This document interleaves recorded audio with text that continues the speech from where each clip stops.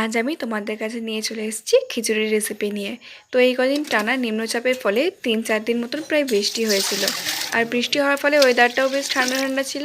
তাই আমি ভেবেছিলাম আমি খিচুড়ি রান্না করব। তো এই খিচুড়ির রেসিপিটা তোমরা সকলের কাছে নিয়ে চলে এসেছি। প্রথমে খিচুড়িটা করার জন্য আমি হাঁড়ির মধ্যে প্রায় আধ হাঁড়ি মতন জল নিয়ে পাশে গরম করতে দিয়েছিলাম।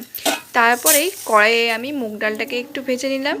মুগ ডালটা ভেজে নেওয়ার পর আমি একটা গামলার মধ্যে চাল আর 750 মতন চাল নিয়েছিলাম, 750 মতন চাল, 500 মুসুরির ডাল আর 300 মতন মুগ ডাল নিয়েছি। এখানে কিন্তু ডালের পরিমাণটা একটু বেশি হলেও অসুবিধা নাই। তুমি খিচুড়ির মধ্যে চাল ডালটা দেওয়ার সময় ডালের পরিমাণটা যত বেশি দিবে খিচুড়ির টেস্টটা কিন্তু ততই আরও বেশি হবে। এখানে আমি চাল ডালটা নিয়ে ভালো মতন ধুয়ে নেব 2-3 বার, যাতে চাল ডালের সমস্ত ময়লাটাই জলের মধ্যে দিয়ে বেরিয়ে যায়। আমি কিন্তু এখানে খিচুড়িটা খালি করিনি, খিচুড়ির সাথে আমি ডিমের কারি আর বেগুন ভাজাও করেছিলাম।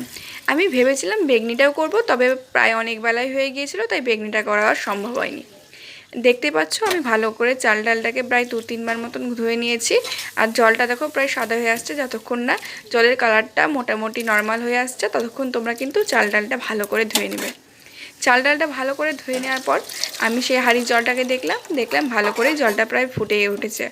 জলটা ফুটে যাওয়ার পরে আমি মিশিয়ে রাখা চাল ডালটাকে ওই জলের মধ্যে দিয়ে দিলাম সেদ্ধ হওয়ার জন্যে।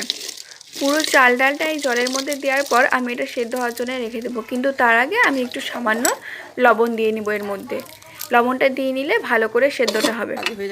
তারপরে লবণটা দেওয়ার পরে আমি এখানে খিচুড়ির জন্য যে মশলাটা তৈরি করা সেটা করতে শুরু করলাম। প্রথমে আমি মিক্সার গ্রাইন্ডারে পরিমাণ মতন জিরে, আদা আর সামান্য একটু জল দিয়ে এটাকে পেস্ট করে রাখবো। এরপর কড়াইয়ে আমি পরিমাণ মতন তেল দিয়ে নিয়েছি। তেলটা তোমরা যারা যেরকম পরিমাণে দিয়ে থাকো সেইভাবেই দিবে, কেউ কম বেশি দেয়। তেল দেওয়ার পরে আমি এখানে শুকনো লঙ্কা আর জিরে ফোড়ন দিয়েছি, তারপর তেজপাতা। এইগুলো ভালো করে একটু গরম করে নেওয়ার পরে এর মধ্যে তোমরা এক এক করে সব রকমের পেঁয়াজ, লঙ্কা অ্যাড করবে। এরপর এটাকে ভালো করে গরম করে নিলাম। এরপর আমি দিয়ে দিলাম কেটে রাখা পেঁয়াজগুলোকে দিয়ে নিয়ে আমি ভালো করে একটু লালচে করে ভেজে নেব। তারপরে এর মধ্যে দিয়ে দেবো কেটে রাখা টমেটোগুলো দিয়ে দেওয়ার পর দেবো চিড়ে রাখা কাঁচা লঙ্কা। এগুলোকে দিয়ে ভালো করে মশলাটাকে কষাতে হবে। এরপর আমি দিয়ে দেবো আগে থেকে বেটে রাখা এই মশলাটা। তারপর এর মধ্যে আমি দিয়ে দিব লঙ্কার গুঁড়ো। এখানে আমার কাছে কাশ্মীরি লঙ্কার গুঁড়ো ছিল না, তাই আমি লঙ্কার গুঁড়োটাই দিয়েছি। তোমরা কালারের জন্য আর কাশ্মীরি লঙ্কার গুঁড়ো দিতে পারো। তারপরে দিয়ে দেবো চিনির পরিমাণটা কিন্তু একটু বেশি হবে খিচুড়িটা, কারণ আমি অনেক পরিমাণেই করছি। তারপরে আমি লবণটা দিয়ে নেবো মশলাটা ভালো করে কষিয়ে নেওয়ার জন্যে। ভালো করে কষানোর জন্য আমি ঢেকে দিয়ে রেখে মশলাটা কষিয়ে নিয়েছিলাম। এবং আস্তে আস্তে দেখো মশলাটা কিন্তু মশলাটার থেকে তেলটা ছেড়ে যাচ্ছে ভালো করেই। এরপর যখন দেখবে মশলাটার তেলটা প্রায় ছেড়ে এসছে তখন বুঝবে মশলাটা ভালো করে কষে গিয়েছে। মশলাটা কষা হয়ে গেলে আমি এর মধ্যে দিয়ে দেবো হলুদ। আমি কিন্তু এই মশলাটা কষিয়ে নেওয়ার পরেই হলুদটা দিয়েছি, আর হলুদটা কিন্তু আমি ডাইরেক্ট দিইনি, আমি জলের মধ্যে হলুদটাকে গুলে নিয়ে তারপরে দিয়েছি। এখানে কিন্তু মশলা কষানোর আগে যদি তোমরা হলুদটা দাও তাহলে কিন্তু এই মশলা কালারটা ভালো আসবে না। তাই আমি মশলাটা ভালো করে কষিয়ে নেওয়ার পরে এই হলুদটা অ্যাড করেছিলাম। দেখো এতে কালারটা অনেকটা সুন্দর হয়ে এসছে। আর এর আগে যদি তুমি হলুদটা দিতে তাহলে কালারটা আরও কালচে হয়ে আসতো। এবার আমি মশলাটাও দেখে নেব ভালো করে কষেছে কিনা।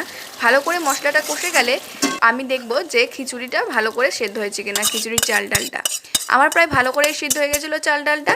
এরপর আমি পুরো মশলাটা ওই খিচুড়ির মধ্যে অ্যাড করে দিলাম। আমি পরে আরেকটু হলুদ দিয়েছিলাম, কারণ কি কালারটা প্রায় খিচুড়ির মতন অতটা ডার্ক হয়নি। তারপরে আমি আবার একটু হলুদগুলো দিলাম। এরপরে আর কোনো সেরকম কাজ নাই, খিচুড়িটা ভালো করে খিচুড়ির সাথে মশলাটাকে মিশিয়ে নিতে হবে। খিচুড়ির সাথে মশলাটা মিশিয়ে নেওয়ার পর একটু ফুটতে দিতে হবে।